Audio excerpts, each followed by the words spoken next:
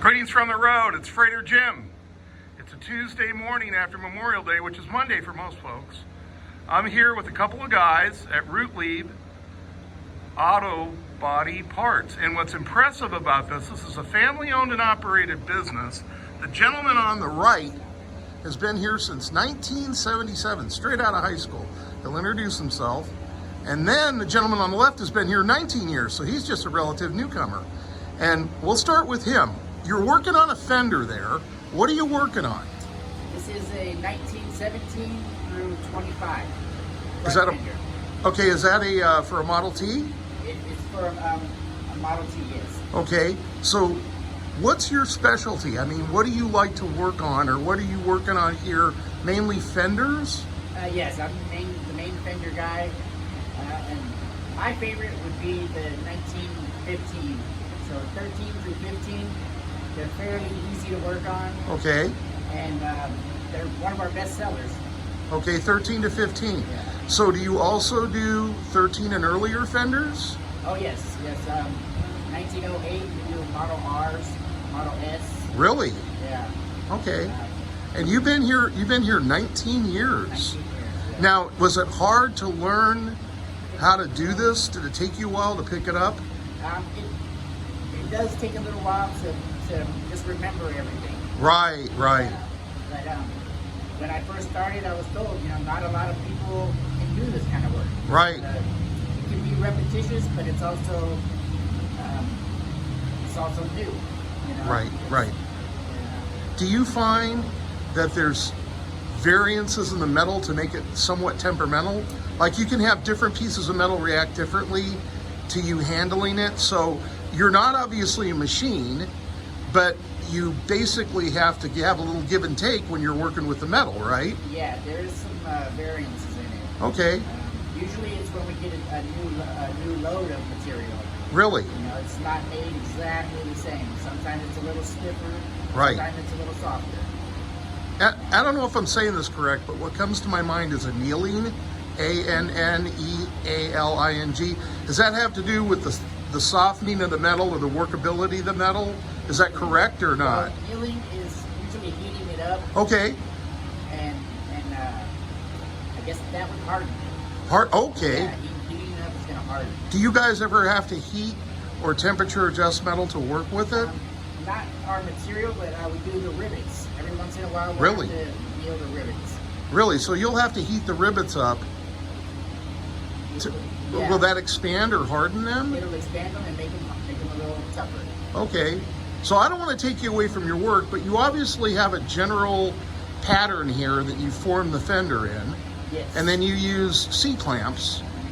Okay. And we call them jigs. so you got jigs. So you got different jigs here. So on going left to right, what do we have a jig for here? This would be this is a rear Fender jig, and it would go all the way from 1912 to 1914. Okay, and that's Model T. That would be Model T. And then next to that is... And this is our 17 through 25 Okay. jig. Is that the front fender? These are for the front fenders. Okay, and then next to that we've got... These are for the rear fenders. Okay. And that could be the 1725 rears and also the 15 rears. Okay. And we do the hack fenders too, that are just straight with no curve to them. Okay. They still have a skirt, but it's just a straight skirt. And then next to that we've got... These are our 13 or 11 through 16 front fenders. All right. And then we have our speedsters. Speedster fenders. Yeah, they're model. And then the last ones that we have... They're all four of those are speedsters. Oh, they're speedsters, Yeah, front and rear. Front and rear. There's curved and straight. Now these templates that we see, these patterns, what are those for on the back wall? These are for all of our skirts. All of our patterns for the skirts that we do. And we've got skirts over here too. These are the skins. Oh, the skins. Yeah. Oh, the skin material. Yeah. Okay. And is this where you fabricate the skins and? This here is where we fit our 2627. So you've got a frame for 2627 that you can fit. Make sure they're gonna be straight. And you're working on, what are we working on here? These are 17 through 25. But this piece over. This is the same thing. Same thing. Yeah. Okay. 2627s are down here. They're just raw right now. Okay. And your first name is? Ronnie. Ronnie, so you do all the fenders here. I do. So folks, if you're getting a fender from here, this is a guy that made it. 19 years. 19 years. Wow. Okay, so we're gonna walk the shop now. Thank you very much, Ronnie. You're welcome. Now the gentleman here with me, Did he explain this is the early tooling? right, we went through all the patterns, Okay. each one, All right. and the gentleman here talking right now, he's been here ever since high school, 1977. Yes, sir. And your name is? Rod. This is Rod. Okay, Rod, now you take me where you think we should go next. We had talked about, how did this start out? This started out with Tom's dad, right? Started out as a hobby with Tom's dad. Okay, he started out, you mentioned he had a Maxwell. Rio. A Rio, and he couldn't find fenders. Couldn't find parts for it. Right, so he found a guy, and then the guy took and basically he bought the guy's business, Yes. and then he moved it up here eventually to a Quonset, where you guys are at now. Yes. And then, what year was that when he moved it up? 75. 75. Came here, Okay, and the building stopped at this door here. okay. And then he had a couple houses here on the corner Really? that we had to tear down All right, to add on. to add on, and here's what we added on. So when we're talking about the Quonset, we're talking about here. Once it was down the road. Down the road, okay, all right. There was just two rental houses here. Oh, okay. Now, before we go further, what are we looking at here? A shear? No, Missing? that's a press brake. This is a press brake. Now, what do you use this to form? It'll, You don't have to start it up, but you could just, no, we use it to fold metal, okay, or we push in, we have these big dies for our dummy louvers on our 33 and 34 hoods. okay. And the dummy louver is just an enclosed louver. Now that's for the early Ford V8s. Yeah. Now you make body parts covering what spectrum? From 19, he mentioned you did the R's, Yeah, the Ford R's. 1907. So what's the earliest that you do body parts for? Let's not talk about brand at this point. You start at 1906? You've done custom orders. From the earliest hoods. Really? The earliest hoods. So Earliest. you'll do custom orders too? Oh yeah. Wow, okay. Not just Chevy, Ford, and Dodge. I mean, You'll do early brass cars. There's so many automakers back in the day. Right. What's the earliest sheet metal you've ever done? Probably 1900. 1900, wow.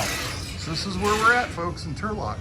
Okay, we're gonna follow him over here. And this is why we had to. Oh, geez build a Louise, building. what the heck? What behemoth machine are we looking at here? That's a 300-ton press. Wow. It goes 6 feet underground. That goes 6 feet underground? Yeah. Wow. We had to build a building around it. Wow. Are you 480 volt here on that? Or is that That- 277 on your voltage? That I don't know. Oh, okay. And what are we looking at here? What's this piece of equipment here? That's just another certain kind of brake that you set up our different running board patterns into. Here's some running boards. Yeah, knock away the edges. Boy, what an investment you guys have to make. What a capital investment. And he has motion detector fluorescent lighting. Yep. Right. So the guy can come here and operate. Wow. Do you think this came from England? I think it came from Ohio. Maybe Really? Originally, I Yeah. don't know where it came from. But Wow. We got it out of Ohio.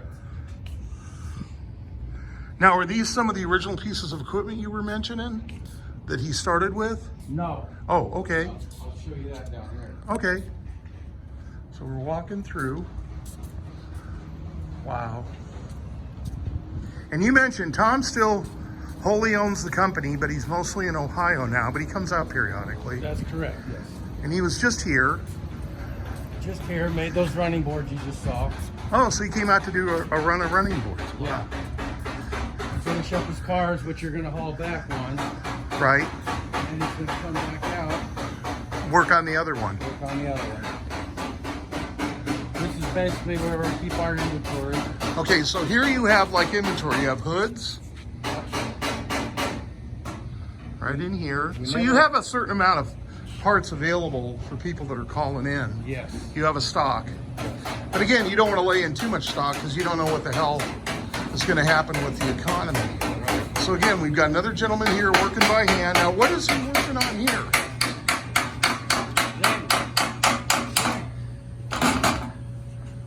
This is Zane. Zane, how long have you been with the company? 27 years. 27 years? Oh my goodness. And what's your forte? What's your specialty? Splash aprons. So did you always make splash aprons, or did you just evolve to that? We do everything right here. Really, everything? Mixed fenders, splash aprons. Wow. Now, is this for a model? It looks for an early Model A splash apron. 29 Okay. with the bulge. What do you find is easier to work on? T parts or A parts or early VA parts? What do you find is easiest to work with? Anyone. Really? You don't really have any preference? Okay. Everything right here is a good paper. Right. Around right here. Wow. What's the earliest metal part you've made? He said sometimes you guys go back to 1900. Yeah. Really? You've made some really early parts then? What's the hardest thing to make? Hardest thing. Yeah, what do you think is the most challenging in terms of hours? Everything's hard. Everything's hard. Yeah. Boy, you're not giving me much to work with here. What do you like if you're told to make something or you have to make something? What do you like? Oh my God. Oh no. Oh no. No, nothing. Nothing? Boy, what an employee. Just stays happy. He's a happy guy. That's a happy guy. Look at all those patterns on the wall. Thank you so much. Thank you. 27 years, folks. My gosh. See? You're not supposed to talk to the operator. Got some lockers here. Now, you mentioned during your heyday, how many employees did you guys have? 16 employees. 16 employees. And then 2008 hit? Yeah. Was it 2008 and everything went Sideways. sideways? So now you have 4 full-time employees, but you can ramp up for production if needed. Yeah. Okay, so what do we got out here? These are all our stuff we fit the hoods to before they go out. Wow, so you've actually got sections of cowling and stuff that you can fit Yep. the hoods and make sure you got a good fit. Wow, look at all of that. So they test fit the parts. Wow. Yep. So we're going over to another area over here. This is Hassani. He's making hoods. Hassani, now how long have you been with the company? Oh, over 10 years. Over 10 years. So you're like the rookie. Yeah. You're the rookie. No. Now, what He's lying to you. Oh, how long have you been here? Close to 10 years. Yeah, Been okay. here longer, 10 years. Huh. Zag's been here 27. Is?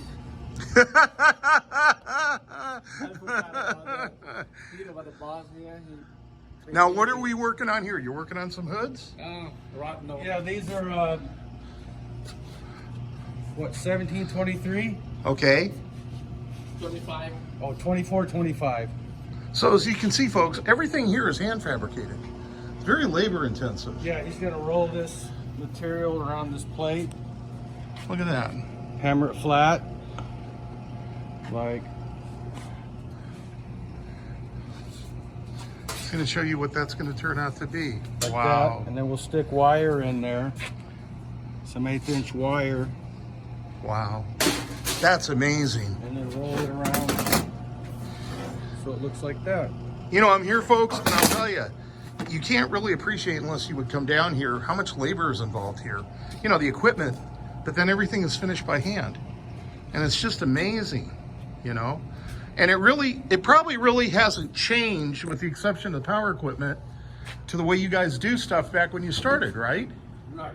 Wow. Now, where do you get your metal from? Place out of LA. Really? Okay. How's the quality? Has it Very gone? good. Really? Okay. So you really don't have quality issues. No, Okay. just hard to get sometimes. Yeah, hard to get. And this is the 1908 Model SR hood. Wow. So they use the same hood for the S and the R. Yep. Okay. Now, who's working on this one? Me. Really? So do you take on the early stuff? Is that kind of your I forte? take on early or non-Ford. Really, specialty projects? Stuff. Yeah, one Right. offset. Wow. Well, that's amazing. Do you think there's anything else we should take a look at? You want to look at the 34 Ford guy? Sure. This is a bad. Oh my goodness. Wow. That die with that dummy louver I showed you earlier. Right. That's what the dummy louver looks like. Wow. And then we do like 60 at a time. Man. Punch one louver and all 60 set up again. You know. So you'll do a run of 60 at a time. Yeah. And then here's the die.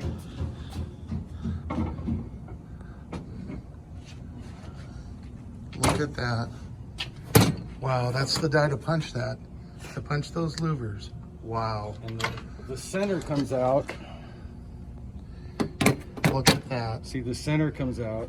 These move aside. Put your center and push that, and that'll give you each different size of louver.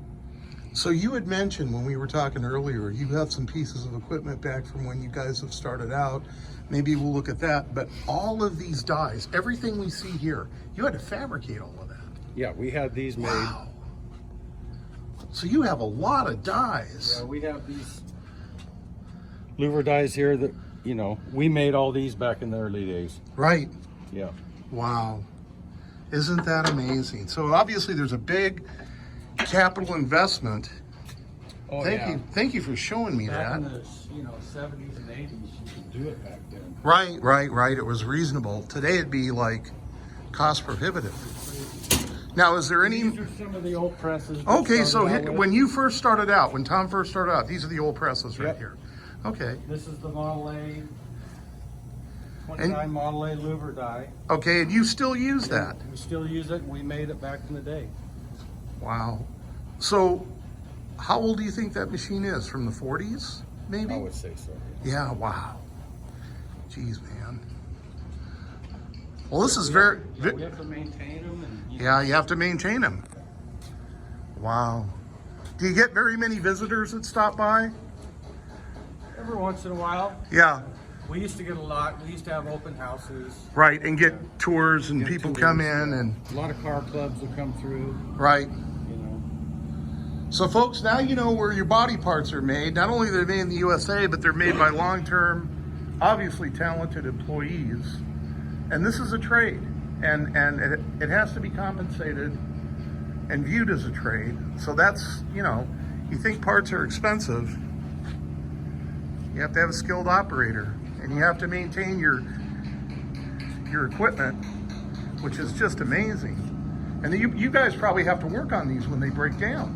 Oh, yeah. Yeah, because you can't, it's not like you can call somebody else and have them come in. Big giant one we saw, we have a guy come in for that. Right, to do maintenance and stuff like that. But the smaller stuff, I learned how to do. Wow. Well, listen, I want to thank folks for watching this. I want to thank this company for staying in business and supplying the trade. I'm going to commence to load up a vehicle. I got to go into the shop, and we've got some black and white photos here. So, what are we looking at here? Just some old... These are old photos. Old car photos lots of Ford. and a wrecking yard. Okay. And here's the office, which just harkens back to the day. I'll just walk in real quick, and this is like stepping back to the 70s. Look at the wood paneling. Look at this. This is like, look at that. Old Kirk whiskey, Fisk tires. Wow.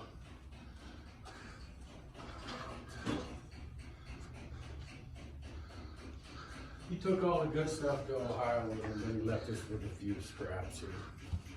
Yeah, well, this is great. And we'll leave you with this. This is a aerial view of the shop, right? Yeah. And the long building here, this is the shop. Mm-hmm. Wow, that's where we're at. That was probably in the 80s. So call these guys. What's your number to get to folks get up? 209-632-2203. Okay, we'll say that again real slow. 209 209 632 632 2203. 2203. And what are your office hours? 7:30 to 4:30. 7:30 to 4:30, Monday through Friday? Yes. Pacific Standard Time. Call these guys for Made in American parts. And like he said, if you have a project vehicle, do you have a cutoff date where you won't work past generally? Yeah, 1936. 1936. So folks, 1936 to 1900 or earlier, even if they don't have it in stock, they can make it for you. Body parts out of metal. Give them a call. That's it. Freighter Jim signing off. Everybody have a good week. Drive safe. Arrive alive. Talk to you later.